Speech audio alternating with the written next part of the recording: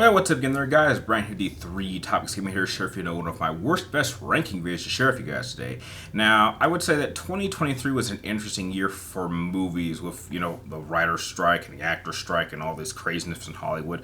But even so, I would say it was a pretty solid year for movies. I didn't see too many films in theaters. I only saw about 7, so I just thought I would do just a quick little ranking video going from worst to best in terms of all the films that I saw in theaters this year. So if you do happen to enjoy this ranking video by the end, please do not forget to like, share, and subscribe. You track me on my future videos. Remember, if you guys have any questions or have any, just requests for, rankings or top 10 lists or discussion videos, make sure you let me know in the comments below, and I will try to get it up as soon as I can. And also make sure to give you a shout out at the very beginning of the video.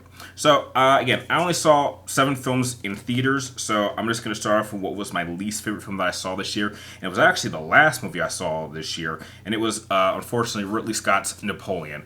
I don't know who this film was for. You try to think who it was for. Like, if you're someone who knows, like me, about a good amount of Napoleon in his life, this movie does a horrible job of butchering it and like just jumping from point to point and not explaining why. But if you're someone who goes in here knowing only like basic information or little to nothing about Napoleon, you're also going to be confused because, again, this film does an absolutely terrible job at kind of explaining the why of why certain things are happening. They just jump from key moment to key moment, but don't explain the context, how we got here, or why it's important to what's going to happen next. And I think a movie like that is just super disappointing.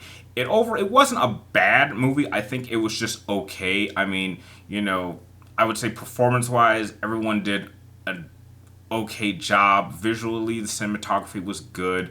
The action scenes, what little there were okay from what I saw, even though if you know how those battles play out, they don't exactly match.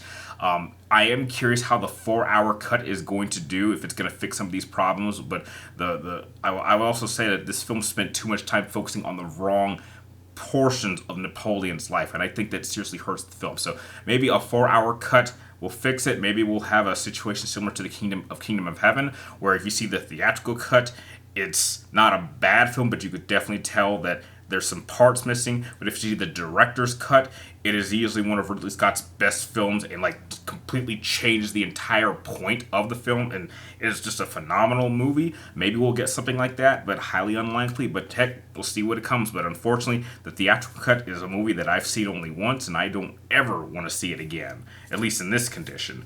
Going on to number 6, I'm going to have to give it to Mission Impossible 7.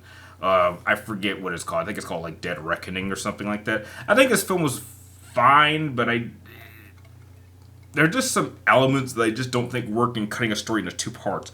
I mean, it keeps doing the stupid trend of it all focusing around a MacGuffin, like this key, and everyone's just trying to get this key, but they don't know exactly what it goes to or how to get to it. I think the action set pieces were okay, but they showed most of it in the trailer. I mean, the big stunt in the film was Tom Cruise, going off of a cliff with a parachute. But unfortunately, if you saw the trailer, you pretty much saw the whole stunt. It's not really much extended in the film. I am curious to see if the second part will be a little bit better, but overall, I thought it was a fine film. I think it was a good movie. I'm just on the fence of whether or not I would be willing to see it again unless I saw it back to back with the second part, which hopefully, I don't think it comes out next year anymore. I think it comes out the following year. So all I can do is hope that the second part is a step above part 1. Going into the 5th movie, I have to go to The Pope's Exorcist. Now, personally, I typically stick away from Exorcist films because all of them are kind of somewhat generic. They take so many elements from the Exorcist films, from the classic movie The Exorcist, and this film does that too. But I think the thing that really sells it to me and makes it work for me is really Russell Crowe's performance. If he was not in this film, I probably wouldn't have given this movie a chance. But he really is single-handedly holding this film together, and at least for me, made it entertaining to watch and enjoy in theaters and made it worth my money. So I would have to say that The Pope's Exorcist is definitely the 5th best movie that I saw this year. Going into number 4, the competition really starts cranking up a bit, but I'm going to have to get the next one to the Spiderverse film. I definitely think a lot of it was a step above the first film. I love the art style. I love the character. I love a number of characters that they introduce. I'm not a big fan of Miles Morales, but I will say that this version of him is quite acceptable. I think some of the action scenes were great. I think the music was great, and I absolutely love the ending. So I'm absolutely ecstatic and pumped up to see how this particular story will continue. I'm not sure if they'll stop with 3 parts, but there are definitely a number of elements about this that I thought worked incredibly well, and I enjoyed seeing this in theaters. And I've even been told that there were 2 slightly different versions of this film that were released in theaters. So I don't know how that worked, but I think the version I saw was actually pretty good, which is why I would give it the number 4 spot on my list. Going on to number 3, I would have to give that to Super Mario, the Super Mario movie. This was great. I'm so happy that we finally have a movie that's a video game that made it to the $1 billion club. It absolutely worth it. I saw this at least twice in theaters, and I've been watching it on multiple repeats on Netflix because it's currently out on Netflix right now. But yeah, I was surprised this movie worked as well as it did. I was a little bit saddened that they kind of disrespected Luigi to the extent that they did, but there were so many other elements I thought worked. It kind of balanced itself out. There's no question in my mind they're going to make a second one to this film, and I think hopefully it'll even include even more crazy elements that'll make it an even better film. So yeah, I gotta give it to Super Mario. They surprised me. It was a really great film. Going into number 2 is going to have to go to John Wick Chapter 4. John Wick films are consistently great action films. The story can be a little bit simple. Keanu Reeves knocks it out of the park like he always says, and this is supposedly going to be the end of his story.